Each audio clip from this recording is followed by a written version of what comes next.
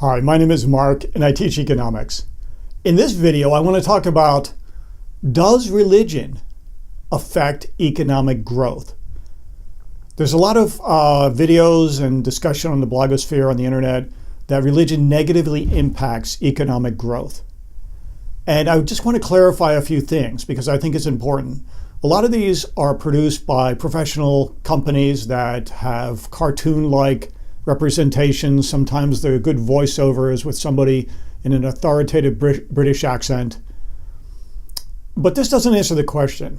Whenever you're posed a question or hear people make a bold statement like religion negatively impacts economic growth and that's the reason we have so many poor, look, there's so many poor people that are religious, take a step back and ask yourself, is that an objective statement? Is it backed by research? Is it backed by studies?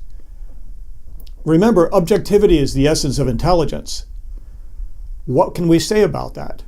My first reaction whenever I hear a statement about economics is, that may or may not be true. And then I go in a very cool, collective manner and say, well, let's look at the evidence. I'm a monetary economist, primarily. I'm doing my thesis on monetary economics, Knut Wicksell, Woodford, and fascinating things like that. But economic growth and development, I've always had as a somewhat of a side interest. And so when somebody makes a statement and tries to put a causal relationship into economic growth and religion, I tend to put the red flags out that something's wrong here. Maybe this is part of their own agenda. Maybe they want to feel good about themselves by expressing an opinion. But let's take a look at, I'm not going to present studies, but let's take a look at evidence.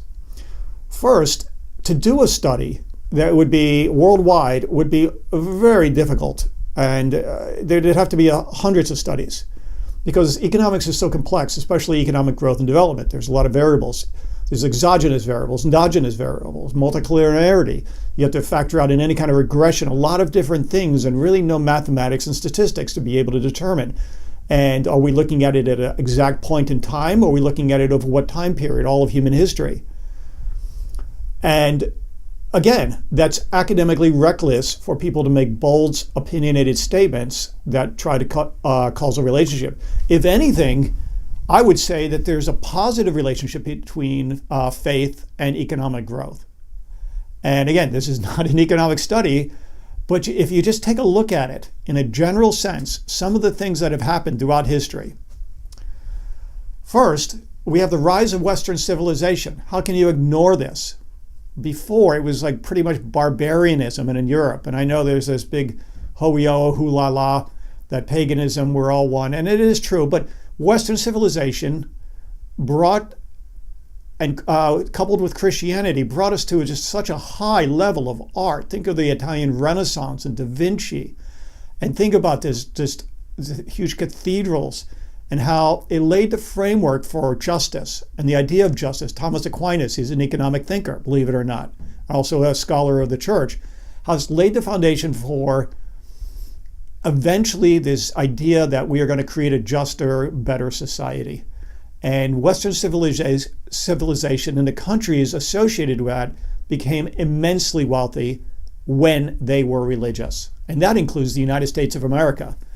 I mean, the Puritans came here to set up, let's say, a New Jerusalem, something greater and better. And we are an unusual economic experiment as America. So another thing is people say, well, religious countries tend to be, religious countries tend to be poor, non-religious countries tend to be rich.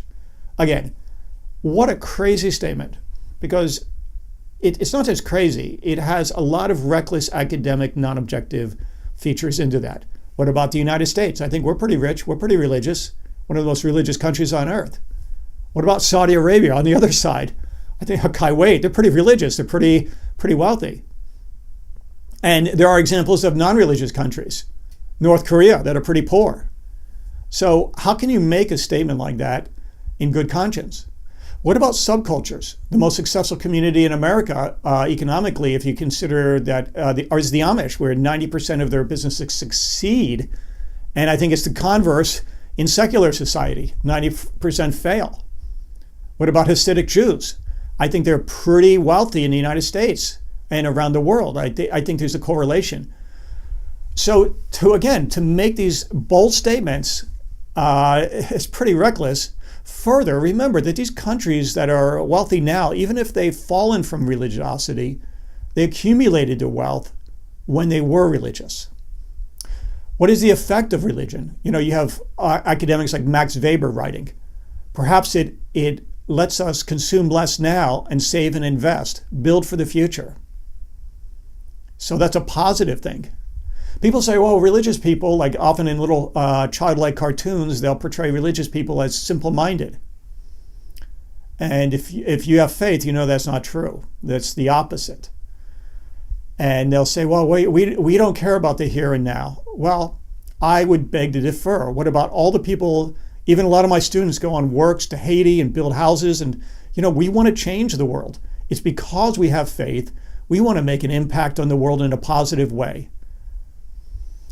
Then you can say, what about the fact that it's not about that? It's not about who has all the shiny tools and the best cell phones and cars, who's living with the Kardashians. If you want to be like that, and that's your life, and that's the meaning of your life, that's fine. But life is an art and not a science. And Hegel told us it's a complex stratification of reality. There's not everything that's just here and now and what you see. And Shakespeare obviously has a quote about there's more in your philosophy than you could have dreamed, to paraphrase it. So it isn't just a yardstick, measure it at a snapshot in time. You have to look at the trend, what's happening, what are these other factors. What about single mothers? Single mothers, extremely hard to, I don't know how they can do it, a single mother, single parents. But there is a statistic in the United States. You can look at BLS, Bureau of Labor Statistics, of single mothers. It's one of the leading causes, or we won't say causes, but observational data points of poverty. Because it often takes, a husband and a wife to raise a family. May not be politically correct, but this is true. And we do know, people say, well, people who have faith break up, but we know there's a correlation to people of church attendance and how much they stick together. And that is true. You can look at Pew Research, etc.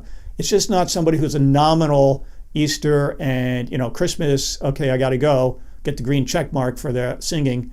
It's people, you have to look beyond the statistic. And that's being honest intellectually. And if somebody were to prove with 100 studies and look at all these variables and run the regression and say, okay, there is a negative correlation, I don't think so. I think there's a positive correlation. But if somebody were to refute me, I'd say, okay, that's the objective truth. And then we can explain why and we can go from there.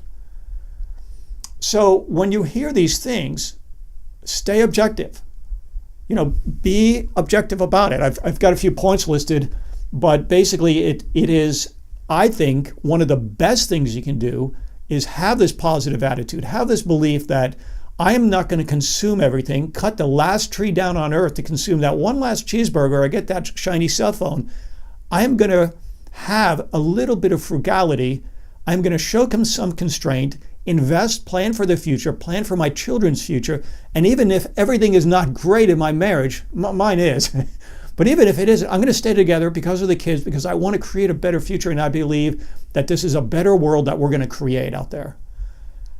So again, is economic growth correlated in a negative way to religion? I would say the opposite. I don't have the studies. And if you hear somebody try to correlate this, call them out. They're academically reckless. Even if they have some causal little bit of a study, don't believe it. I'm from Missouri. Don't believe it. I'm not really from Missouri. It's an expression. So there we go. I think it's positively correlated. And look as America as a shining example. Thank you very much.